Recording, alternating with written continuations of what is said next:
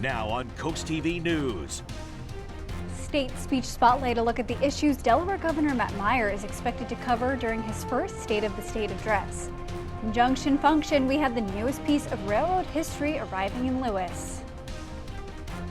This is CoastTV News Midday. Good morning and thank you for joining us. I'm Elisa Weber and welcome to CoastTV News Midday. Our top story this morning, it's another first for Delaware Governor Matt Meyer. This afternoon, he will deliver his State of the State address in front of the General Assembly. It occurs 3 months after his inauguration. It also comes about a week after he made public budget amendments for fiscal year 2026. These include restructuring the state income tax brackets, increasing pay for government workers, and an initiative to get cell phones out of classrooms. That speech is scheduled for 2:30 this afternoon. And Meyer has been in office since January 21st. During that time, we have seen nominations and bills signed into law. In March, he nominated Judge Eric Davis as president of the Superior Court of Delaware. Meyer signed into law measures that strengthen corporations to prevent them from leaving Delaware for other states. And he appointed a new public advocate to challenge the energy prices of utility companies. And new at 11, according to the Delaware Department of Correction, a 63-year-old man being held at Sussex Correctional Institution died Tuesday night after experiencing a medical emergency. Officials say Brian Moore of Georgetown told prison medical staff around 8 p.m. that he was having trouble breathing. Officials say nurses evaluated Moore and called for emergency help. He then became unresponsive and staff began life-saving efforts. Officials say Moore was pronounced dead at BB Hospital at 9:21 that night. The Division of Forensic Science is investigating the cause of his death. And we are now taking a live look outside at Dover, and our first alert meteorologist, Bob Trihey, is going to join us. Bob, it looks a little gloomy outside. I know it's cold out. Not seeing the sun today, though. Well, a little bit of sun. I did order a little bit more sun for your birthday, Lisa. By the way, happy birthday. As we are seeing a little bit of sunshine this morning, that is warming us up into the low 50s right now away from the coast. 52 Salisbury, 53 in Georgetown. A little cooler in Ocean City and Rehoboth at 49, 53 in Georgetown. Winds have shifted now. They're coming in out of the southeast off the ocean, so that's moistening up the atmosphere. We're seeing gusts over 20 miles per hour at Indian River Inlet and Salisbury, and it's going to be a breezy afternoon. There's a little bit of that sunshine we're seeing across Sussex County right now. That extends farther to the south, but to the west, we're seeing clouds around D.C., the I-95 corridor, and then rain farther to the west of there, but I think that's going to stay to the west really for much of the day, and then that rain farther to the west moves in as we go through tonight. Here's Futurecast at noon. I think we're seeing a mix of sun and clouds. Temperatures in the low to mid 50s. Inland, 40s and low 50s at the coast. Then thickening clouds into the afternoon, 50s away from the beaches, but 40s, kind of that raw feel as we go into the afternoon and evening hours as the winds pick up. Temperatures in the 50s, falling back into the 40s tonight. Then the rain starts to increase, especially Friday into a part of the weekend, but not a washout. I'll have much more in my full forecast coming up a little bit later on. Thank you, Bob. The Lewis Junction Railroad and Bridge Association is welcoming a new donated tender to the tracks next to the Lewis Library this morning. The slope-shaped car will be joining that red caboose that usually stands there and will help to tell the story of Delaware rails. Tours of the cars are given on weekends, including National Train Day on May 10th, which they will commemorate by driving a golden stake into that rail. So now we will have the tender, and the tender will also be another piece to tell the public about the importance of the steam locomotive era that was here at the turn of the century. So that's our first piece, and then next will be the locomotive, which will kind of complete that story. And tours of that car will be given on weekends, again including National Train Day, that is on May 10th, which they will commemorate all of the history of the Delaware rails. And happening today, infrastructure projects take center stage in Georgetown. Officials are hosting a workshop dealing with project updates. According to the agenda, people living in Georgetown are able to attend the comprehensive plan, which gives insight to future development. This workshop takes place tonight at 5 p.m. And if you live in Delmar and see this outside, the fire department says don't be alarmed. According to the agency, the Delaware Forest Service is performing controlled burns in the area. This is at the intersection of Line Road and Pepperbox Road. The Delaware Forest Service plans to plant new trees on Saturday. And on Wednesday, President Trump announced a pause in nearly all of the nations the U.S. trades with. Trump says the pause will allow more time to negotiate those tariffs. As NBC's Alice Barr shows us, China was not included in that pause. In fact, the president increased tariffs on Chinese imports. A mass exhale and surging stocks on Wall Street as President Trump suddenly reversed course, announcing a 90-day pause in his punishing tariffs on 75 countries that reached out to negotiate. You have to be able to show a little flexibility. The president, though, keeping new baseline 10% tariffs in place, along with previous tariff rounds, including on Mexico and Canada. But all eyes are on the deepening rift with China. President Trump hiking tariffs on Chinese imports even more to 125% after China's retaliatory taxes on U.S. goods jumped to 84%, taking effect overnight. China wants to make a deal. They just don't know how quite to go about it. The U.S.-China trade relationship is huge, and a sustained trade war could mean higher prices in the U.S. on everything from apparel and electronics to fireworks. That price has to go somewhere. And Tonka toy trucks. The harm that's being caused is really catastrophic, and please make a deal quickly. As the president negotiates with other countries, administration officials insist the stock market plunges of recent days did not prompt his tariff reversal. Absolutely not. The tariff plan for the president, look, he's trying to fix the fundamental trade imbalances that have been going on for this country for 35 years. While Democrats and even some Republicans say the Wall Street chaos sends a clear message. It's not just me that thinks the tariffs are bad for the economy. Urging the White House to make a plan in the next 90 days. In Washington, Alice Barr, NBC News. Investors cheered on Wednesday when President Donald Trump paused most of his new tariffs, as we saw, but the largest bank in the U.S. says that party will be short-lived. J.P. Morgan Chase issued a new report Wednesday night, and it's sticking with its forecast that there's a 60% chance the country is heading into a recession. The tariff pause is only for 3 months, and J.P. Morgan sees the U.S. war on trade as far from over.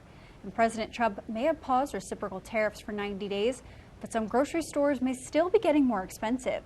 That's thanks to the 10% tariffs that went into place last Saturday. Supermarkets sell imported items in every section of the store, and experts say shoppers can expect to see prices rise on seafood, coffee, fruit, cheese, nuts, and candy bars. And coming up next after the break, protecting the history of ocean pines, how homeowners are coming together to make a difference.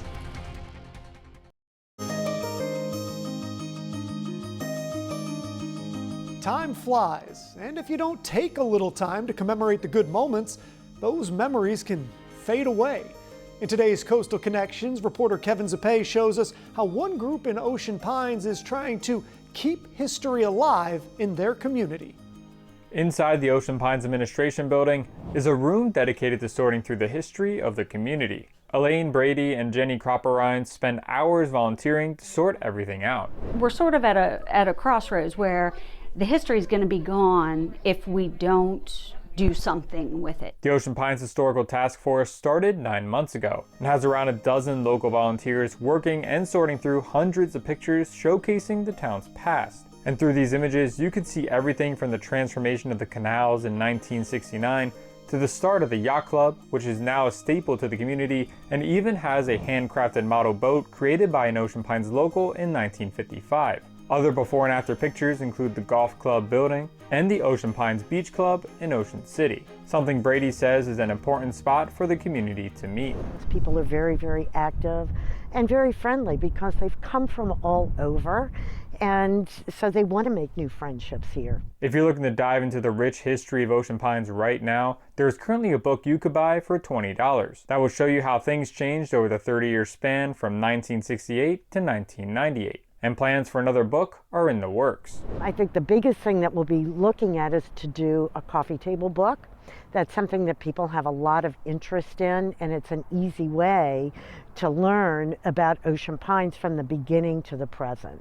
According to Brady, the new Ocean Pines book is still in the early stages, so you'll have to wait around 2 years to pick up that one and read, which gives you enough time to read the current Ocean Pines book that's out now. I'm Kevin Zappé in Ocean Pines, Coast TV News.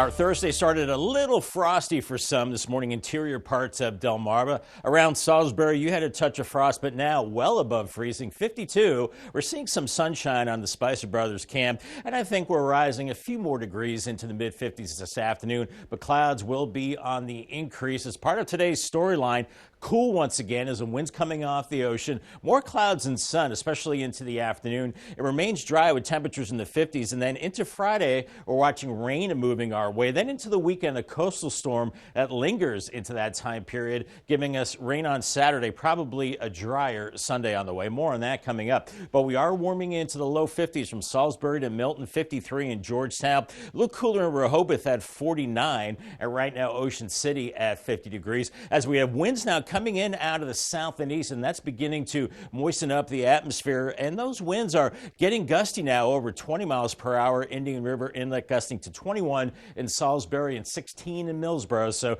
we're looking at a breezy afternoon on the way. But we do have a little window of sunshine now across Sussex County. This is the visible satellite picture showing the clear skies over us down across the southern tip of Delmarva. It's farther to the west near the I-95 corridor, D.C. and New York. We have more clouds and a pretty good shield of rain from Pennsylvania down into the Tennessee Valley with low pressure developing to the west. Even snow up into New York, around Buffalo, and Cleveland had snow earlier. We're not going to see that, but we're going to see that rain moving to the east and then increasing across our neck of the woods as we go into tonight. But we're dry today. Here's noon, 40s and 50s temperature-wise with thickening clouds into the afternoon. I think away from the coast, low to mid-50s, but at the beaches, only 40s and low 50s, and then thickening clouds this evening, and it will not freeze tonight because we have the cloud cover and a southeast breeze. We could start to see a few showers developing as we go through the overnight hours. Here's Friday at 6:30. Could be a little wet on your morning commute, and it's going to be a raw Friday, an easterly wind keeping us kind of damp